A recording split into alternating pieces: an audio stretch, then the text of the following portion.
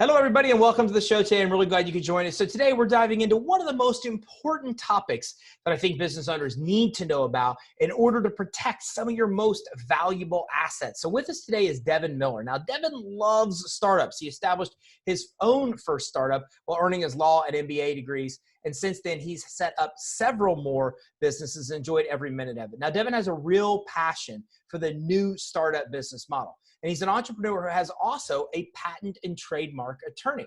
Now, he's obtained several degrees, including a law degree and a master's in business administration. He even has degrees in electrical engineering and Mandarin Chinese.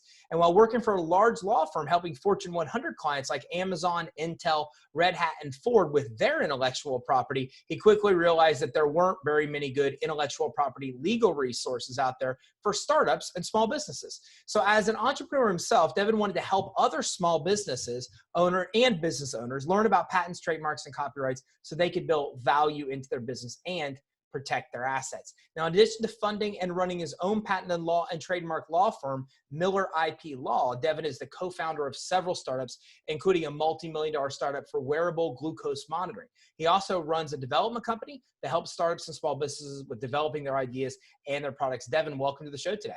Thank you. That was a great intro. I'm impressed with myself. That makes me sound a lot better than I feel like I am. So thank you. Well, I mean, you've done a little bit of stuff, it's pretty accomplished there.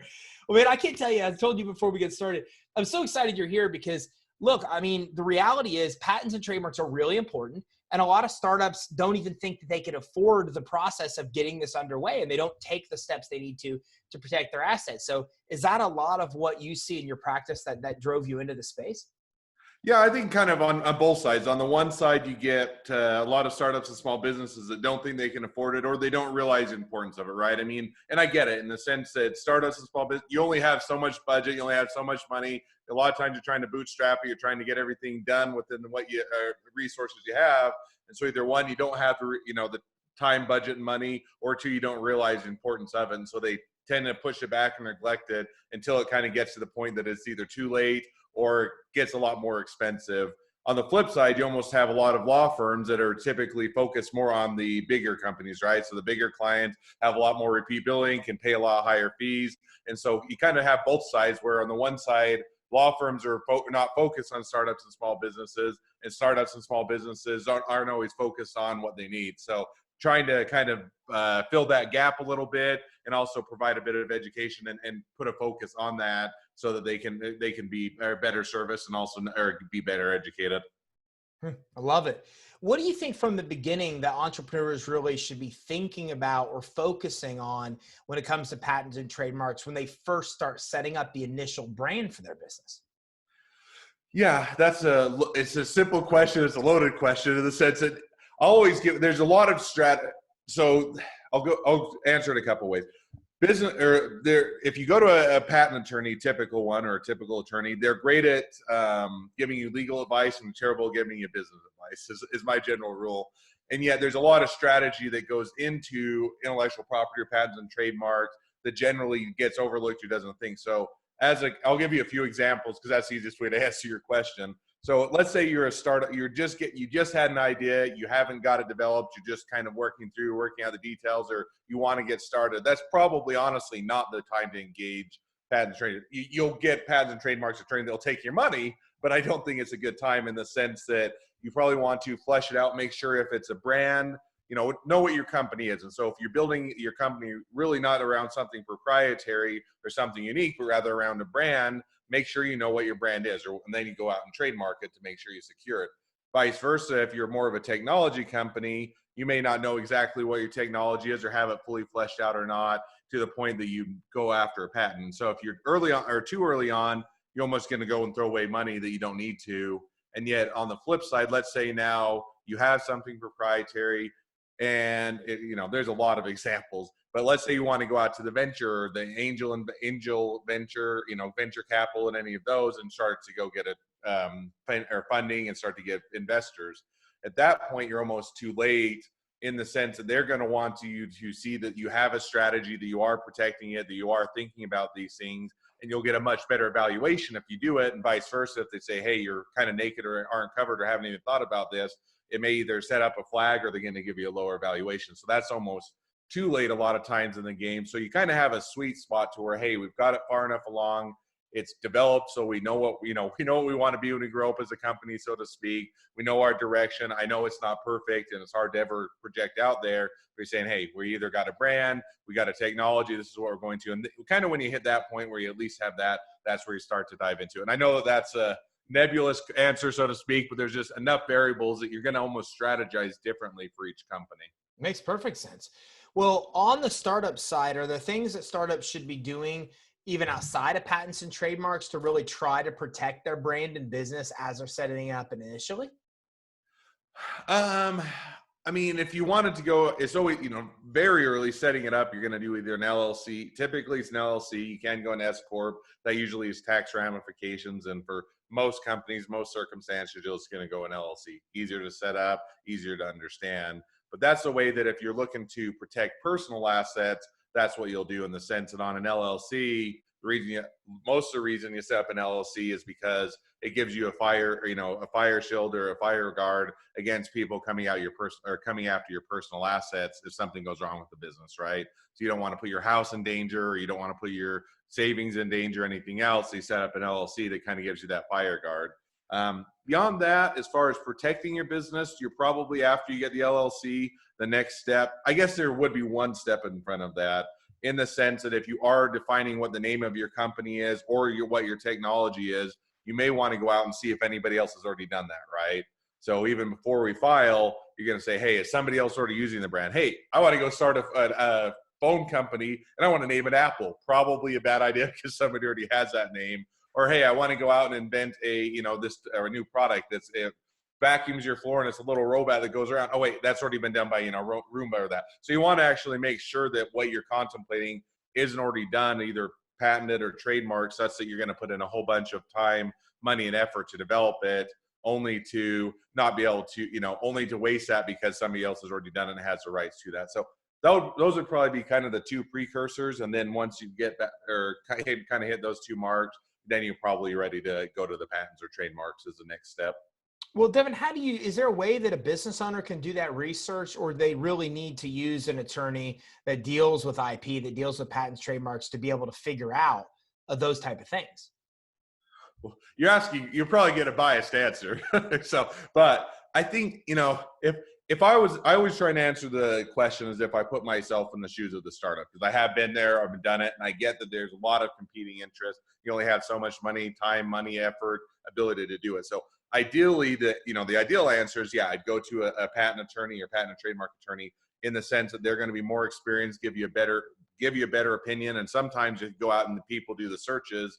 Hey, it looks like somebody's kind of invented this, and you go to the trademark or patent attorney and says, no, you got these several features that make you different. And so sometimes people get discouraged or quickly, and other times they do this the opposite, where they don't know, hey, oh, that's fine, I'm not going to worry about somebody else has a similar name or similar brand or something like that. And so if an ideal answer is, I would go to the patent and their trademark attorney, because they're going to give you the best advice, at least from the legal perspective. And yet, that's ideal versus real world is not always the case. So sometimes if you're saying, hey, we don't have the time, budget, resources, or we're just starting out, and while we'd love to engage an attorney, we can't, then you can certainly still do some things. You can go on to, obviously, do a Google search. And it shocks me as many times as I've gone through that half the time I'll sit down and talk with an inventor, and they'll go through all of their invention and how cool is it. A lot of times it really is cool. I'll say, hey, did you ever just search to see if somebody else has already done that? Oh, no, I never thought of that. And yet then you'll spend 5 minutes, go on Google, and it's like, well, it looks like somebody's already done that. And then, you kind of disappoint them. So obviously a Google search just to see if that brand or that invention's out there. The other ones you can do, the one that's a good resource is just google.patents, or patents.google.com, I think is what it is. But I always just refer to it as Google Patents. But they actually have the database. It's a lot easier to use than the actual government database for patents. And you can go on there and at least get an idea or start to poke around a little bit. Trademarks, you do have to go through there isn't a good resource outside of the Patent and Trademark Office, but you can log into there, do a quick search, see if the name or the brand that you're thinking about is at least being used. And then, you can say, is it used for the same types of things that I'm contemplating? And at least get that initial idea. again, ideal world, go to an attorney if you have the time, money, and resources. If you don't, at least do some research so that you can get an idea. We talked about patents and trademarks, but I think a lot of business owners don't even know the difference between the two. Because can you talk a little bit more about what patent is, what a trademark is, and kind of the difference between the two of them? Sure, and I'll give you even more than you asked. But so intellectual property is kind of the umbrella term. So and that's kind of where sometimes people get confused. So intellectual property is an umbrella term that includes patents, trademarks, and copyrights. And so somebody says intellectual property, it could be any one of those three. Or if you hear an IP attorney, they do all three of those, which is what we do. Patents are for invention. So if you create something that's functional, that does something that's an invention, that's where you go to with patents. Patents are used to protect that. Trademarks are used to protect brands. So name of a company, name of a product, a logo, something of that nature, or it's anything basically brand related falls under trademarks. If you go more towards creative, so a book, a movie, a video clip, a podcast, those type of things, then that can fall under copyright. So kind of patents or inventions, brands or trademarks, and creatives are for copyrights. Makes sense.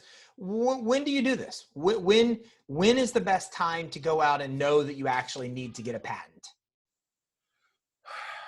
Again, it's a loaded question, or it's a one that it does depend. If I were to give the general answer, it's going to be whenever you're thinking that you've created something that's far enough of value that you're going to want to protect it, right? So if you're building a brand, I'll answer a couple. If you're building a brand, then you're going to want to say, hey, if this is we're going to put in a lot of time, money, effort, ability to go after this brand. We think we're going to create something. It's going to become valuable. And that's what we're sticking a lot of our business behind, is the brand and people recognizing and think we're better. Then we're going to, I would say at that point, when you're saying it becomes more valuable, then you're going to want to make sure you're protected. Usually you want it about one step before that's the ideal time. So before you get all the way till you built a great brand, as you're saying, this is our trajectory of the company, that's when you do it. As far as the patents, you're going to be kind of similar in the sense that, once you get something that's well enough defined, once you have something that you know what the product's going to be, you've done inventing, you know how it works, its functions. Basically with the patent, you want to be able to get it to the point that you could describe it to someone that's in the same or similar industry, and they get it, right? They could recreate it, they could understand it. And if you reach that point, you'd want to get a patent on it. The one other caveat I do is more so on patents and on trademarks is you do have, anytime you put your invention out in the public, you start a time clock ticking. You get a 1-year time clock, and that could be whether you offer it for sale, you do a website, you do publications, you go do a speaking engagement or a conference. Anytime you start to put it out in the public, the first time you do, you have 1 year from which you can file a patent on it. If you don't do within that window, you're basically donating it to the public domain, and anybody else can use that invention that you've already put out there. So you do want to consider that, because sometimes you'll get startups or small businesses, hey, we've been doing this for a couple of years. Now we should probably have some sort of patent on this. And then you're going to say, well, you're already too far gone. You've already missed that window, and then you're having to try and scramble or figure out other strategies. And that gets into a longer conversation, but it makes it a lot more difficult, expensive, if we can even do anything. And so usually those are kind of a few of the trigger points. Oh, I think you're on mute. Deep, and I appreciate that. I hear a lot about trademarking, and one of the questions that I hear is, look, when you set up a business, you set up a logo, you set up a brand, like Credit Suite, for example. When do you know kind of what's inherently trademarked already because it's yours, and when you have to actually really file for a trademark to keep it protected? Yeah. So, I mean, if you're a mom and pop shop, so to speak, where you're only going to go in a small local geographic location, if I were to take Utah as an example, I'm only going to do my, any of my business in Salt Lake City, and I really don't have any aspirations to build beyond that. Probably never have to get a trademark. You have some inherent rights by starting to use a term when you start to use it. On the other hand, if you're saying, hey, we're going to go e-commerce online, or we're going to go to multiple locations, or a few of those things, then you're going to want to look at a trademark in the sense that you get your inherent rights that you get. You don't have to file for a trademark, but the drawback is you get some common law rights, but they're only for the geographic locations that you're using at the time somebody else uses your trademark. So let's say, I come up with a trademark Apple, and I'm picking on Apple just because it's the one that came to mind, but I start using that and I only use it in Salt Lake City. I start to say, hey, this is going well. I like to do something. And, I have aspirations to build the company out. Well, let's say during that meantime, while I are just doing locally, somebody else already started to use it. I'm now stuck to only being able to use it in Salt Lake City because somebody else already filed for that and registered that trademark for everywhere else outside of Salt Lake City. So you have to be careful that if you don't file for a trademark early enough on, and somebody else comes along either because they like your brand or they just happen to think of the same, same brand or whatever, then you can be locked out and not be able to grow and not be able to expand. So you have to look at what is my business plan. If I only want to be a small little local place, probably doesn't make sense to trademark. If I want to have any aspirations beyond that and or want to, grow it all, then you want to make sure to register for it. What are the misconceptions with trademarks? Because I think a lot of people are confused about these type of things. I mean, when people come to you, what are some of the biggest misconceptions that they have relating to trademarks? That could be a longer conversation. I'll give you some of the top ones. If I were to say misconceptions, one is that people think you can trademark anything, right? Hey, I've got almost two sides of the same coin. Either you think you can trademark anything, or people think they can trademark nothing. Meaning that I can't do any. Nobody can or a claim used to a word, and everybody should have the same rights to it, which are both wrong, right? So on the one hand, you can't trademark anything. So I use the term apple. We've done that a couple times. But let's say I wanted to go out and start a fruit stand, and I wanted to sell apples, right? I can't trademark the word apple for the actual product that everybody uses to describe the word apple. So everybody uses the word apple to describe a fruit, and I can't go trademark the word apple and stop everybody from using that. So it's just really on a trademark, if all it does is describe what your product is, using a well-known term that everybody uses to describe that same product, you can't trademark it. On the other hand, people can get trademarks, and it's a bad idea to just say, hey, I'm going to use this regardless, see if it becomes a problem or anything else. You can't make a claim to a word, so to speak, in the sense that there are a lot of companies. You think of Nike or Ford or all the list down, Starbucks or any of those. They put in a lot of time, money, and effort to build a brand, to do that, and to try and knock off the brand or to just say I'll take my chances. Eventually the bigger brands, they're going to notice, and you're going to get a cease and desist letter, and it's going to become a kind of a bigger deal. So on the one hand, you can't trademark everything. On the other hand, don't take the approach that nobody should be able to own a word, and therefore I'm just going to do what I want. So those are kind of the two sides of the extremes. What other type of things should entrepreneurs really be doing to kind of protect overall that umbrella of intellectual property? Yeah, I would say that the biggest thing is just to get first of all, define what your company is, and then define a strategy to protect it. So every company is going to be different. Like I said, I work with a lot of startups and small businesses, everything from very heavy into technology to no technology and all about the brand to no plan at all. And I want to be a startup, but I don't really know what I want to be. But you got to define what your company is, or what you think that is going to be your nugget, or what makes your company different, right? So if it's going to be, you're going to create the best new phone ever out there, define that as what your company is, and then put your time, money, resources, and efforts to protect that. If it's going to be, hey, we're going to build the best company that's going to be known for customer service and for doing, being better, quicker, faster than everybody else out there, and it's really our reputation, define that and then say, okay, now that's how we're going to protect it. So I don't know if that answers your question, but I think that, first of all, defining what your company is going to be, and then work out a strategy as to what is going to be valuable to us, and then how to protect it.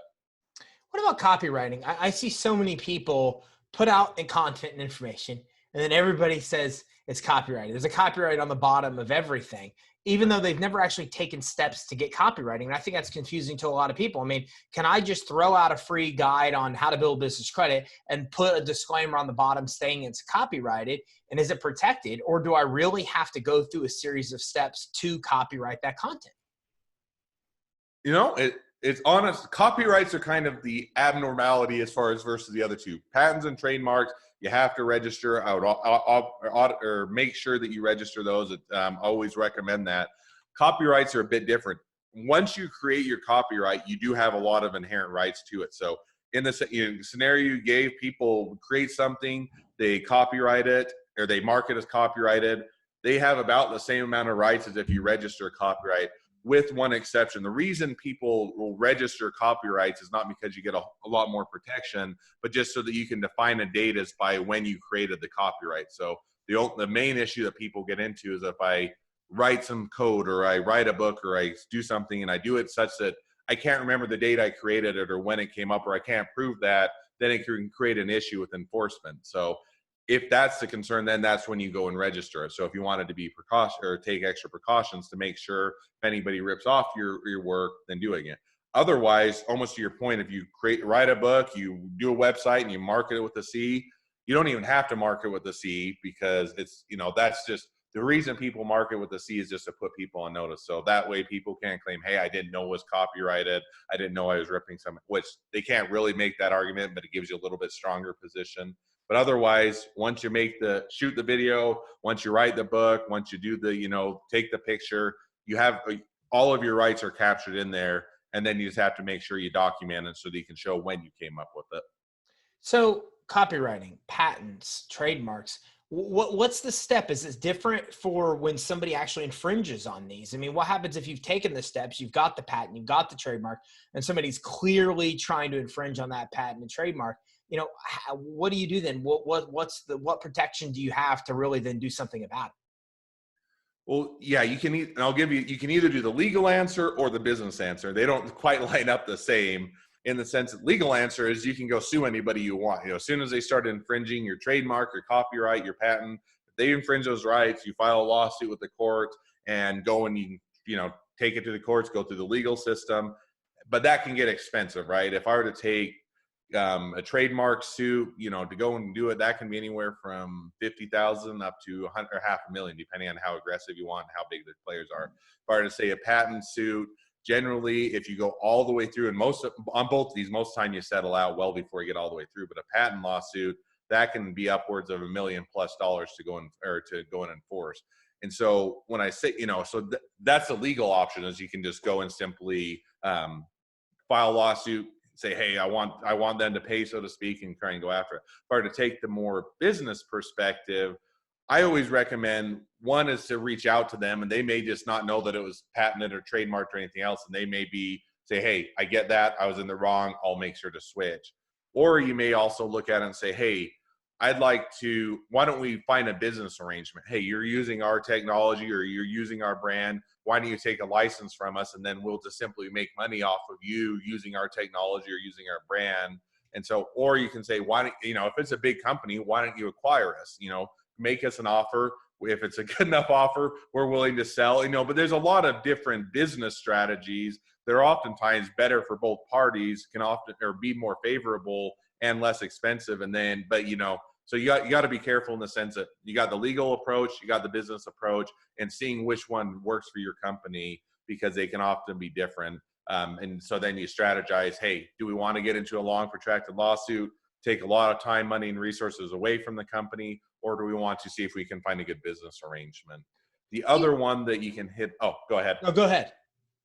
So the other one you can do is, it is an asset. So I would look at it as intellectual property. Property infers it as an asset, right? And it's not quite as tangible, but it's still nonetheless an asset. So the other reason you may just go and invest in these is not because you're going to go out and sue the world and make sure to do that, but hey, this is an asset of the company. It builds, as I build a brand, as I build something, then I can actually have an asset that is valuable, that others may want to buy, they may want to license, they may want to acquire.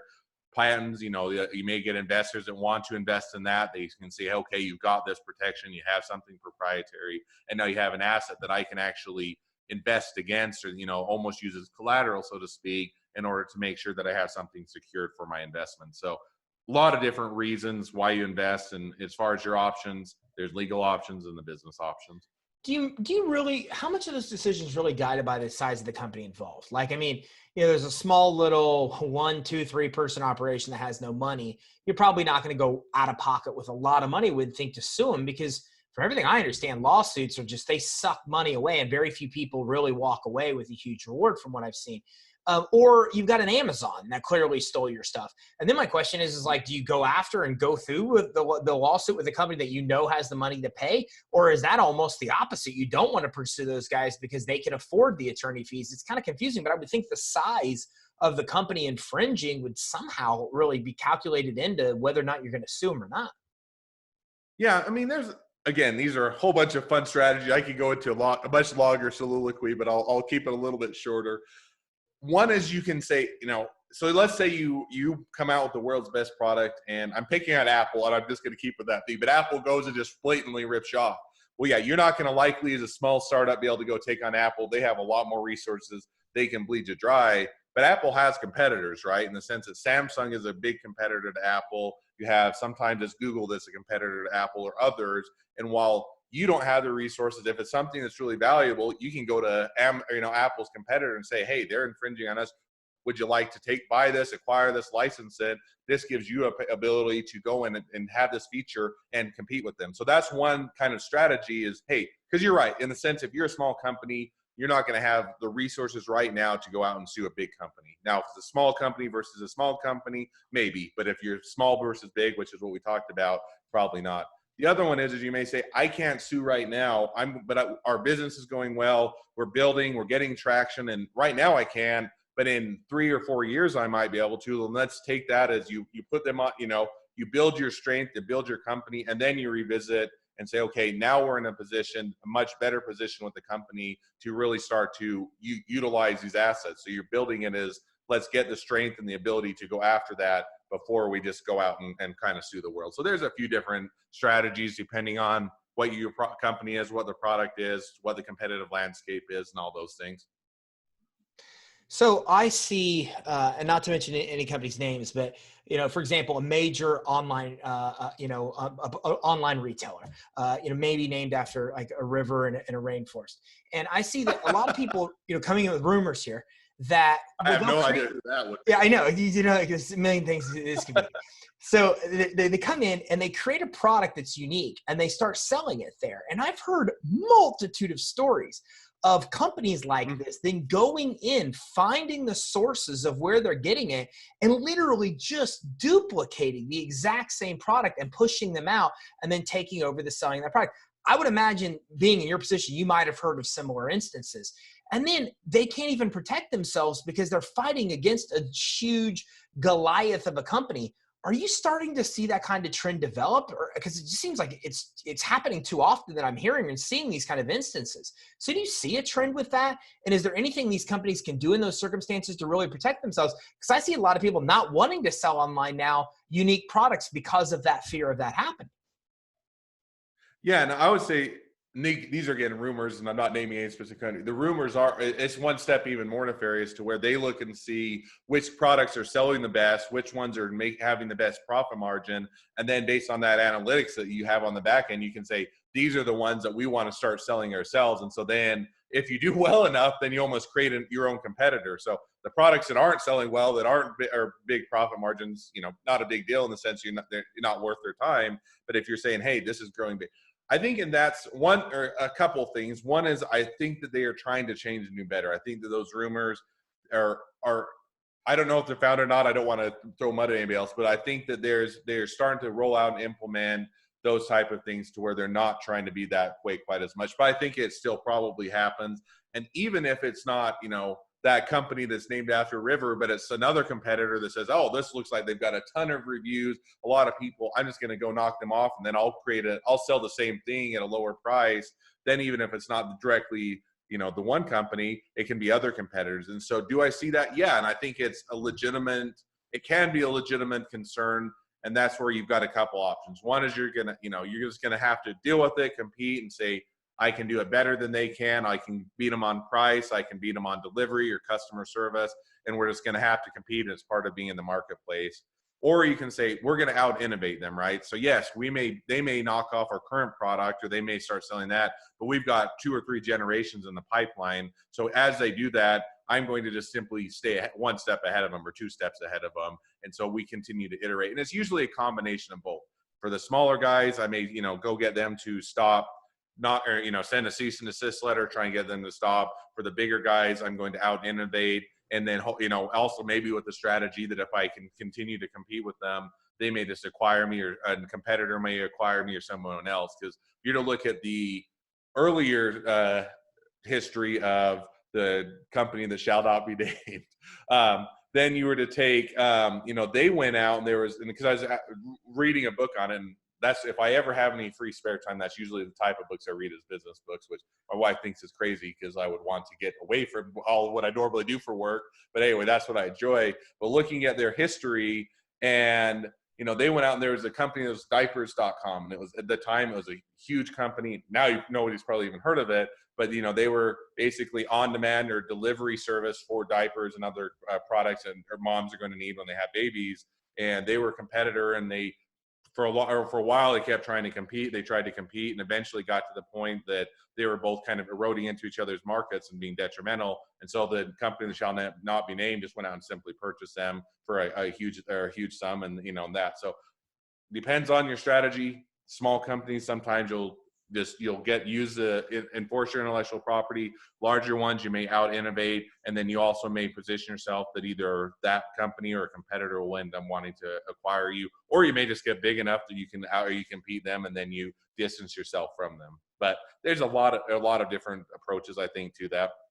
Yeah, and I like some of the strategies that you mentioned. What about global protection? Because again, rumored, I don't know, but I hear so much about what they're trying to change with China, where it seems like if you move tech to China, that they inherently adopt or think that they have access to your IP then, or have access to your trademark, and then they literally can go out and duplicate that technology and sell it much cheaper. I think this seems to be a problem that a lot of people are concerned about, especially when it comes to China, where you start to sell over there. It seems like you inherently give up your rights to, at least people believe, to the patents that you have on your property. Give me some more insight there, because I think a lot of us hear about that, but we don't have clarity on what that looks like and how to protect our IP globally. Yeah, I mean, all of these are some ones I go off a lot of time, but I always try to keep my answers short. One thing I look at is, what are you doing in China? Meaning, if your whole audience, or 95% of your potential customers are all in the U.S., why care what's in China, so to speak? In the sense that a patent or a trademark gives you the rights that even if people are importing things from China, or they're doing anything, if they're selling it in the U.S. or to U.S. customers, you can still go out and stop them. So it may just be, hey, we're going to China. They'll likely knock it off. I'll forego that. I don't think that's my big market. I'm not going to worry about China. But hey, if they come to the U.S., I'm going to stop it at that point. Other times, I think China is trying, in one sense, to reform and to do better. And I think that it's fighting against a cultural norm that's been for a while. And I say that a little bit because I lived in Taiwan for a couple of years, which are largely Chinese people, other than the natives. And, so get a little bit of the culture. But some of the culture is that, with their ideas, is that you can't, ideas are for everyone, right? Or inventions are for everyone, and you can't secure those rights. You shouldn't be able to coordinate. Also, I think that some of that is almost culturally ingrained, in the sense that you can't own an idea, you can't own a product. It's out for everybody, and it's kind of that mentality. And they're trying to shift it away from that, but it's almost a generational thing, or something that takes a while. And so they're moving largely not perfectly, but in that direction, but it's still a little bit of the Wild West. Whereas in the US, you have pretty well-defined rights, you have pretty well-defined systems, and you have, recourse that you can do. China's a lot more. So you do have to look at that. So in summary, one, I'd look at where your market's at, and I would protect where your largest market's at. And if, 2% opportunity to go to a foreign country, I probably wouldn't expend the time, money, and resources to go for a very small market to protect it, but I'd protect my big one. And then the other one is you're going to look at is, it's getting better, it's improving in a lot of foreign countries. And so you're going to have to say, is it worth it for their current system to expend the time and resources? And sometimes yes, sometimes no. Devin, as we get ready to wrap up, talk to me about the mistakes that people make on this, because when I talk to attorneys, what happens is there's so many things people could have done to prevent themselves from ever getting in trouble if they would have known. And I'd like the people that are watching and listening to know that. Like, what are the things, the mistakes you see that mean you're like, man, if I could just tell people not to do these dumb things, then that could help protect them. So when it comes to patents, trademarks, maybe even copyrights, what are the things, the biggest tips that you have to avoid the mistakes that you see so many people make? Well, I'll give my self-promoting answer, but then I'll give you another answer. So, I mean, in a real, and it's not just me, but it's kind of self-promoting. In a sense, if I would go to an attorney and sit down with them for 20 or 30 minutes, and one thing that is I set up my firm that I did is we do free strategy sessions. So they can they can come for half an hour, sit down. They don't have to pay anything. We'd set that up. So basically, because one of the fears of going with the attorney is, you feel like as soon as you walk through the door, the meter starts ticking, right? And you have to pay, and they're billing you for every minute or every half a minute that you talk with them, and it just gets expensive. And so that kind of makes people shy away from even approaching that because they're saying this is going to be expensive, and I don't even know if I need it. So if I don't even know if I need it, I don't want to go spend a lot of money on it. So I think finding, whether it's my firm or other people, other firms that are out there, but finding someone that's willing to sit down with you take a little bit of time, strategize with you to help you understand if you ever even need it, is probably the best way to avoid the biggest mistakes.